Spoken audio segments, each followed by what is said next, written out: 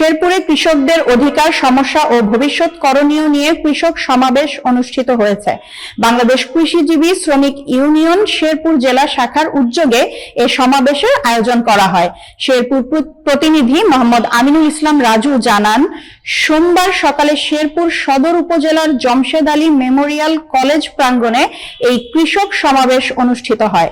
সমাবেশে সভাপতিত্ব করেন বাংলাদেশ শ্রমিক কল্যাণ ফেডারেশন শেরপুর জেলা শাখার সভাপতি ডাক্তার আব্দুল মতিন।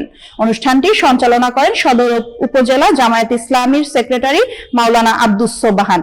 সমাবেশে প্রধান অতিথি হিসেবে বক্তব্য দেন শেরপুর 1 আসনে জামায়াত ইসলামীর প্রার্থী হাফেজ রাশিদুল ইসলাম।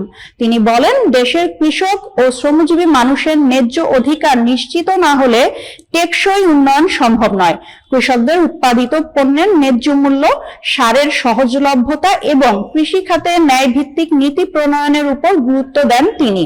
বিশেষ অতিথি হিসেবে উপস্থিত ছিলেন বাংলাদেশ জামায়াত ইসলামী শেরপুর জেলা আমির মাওলানা হাফিজুর রহমান।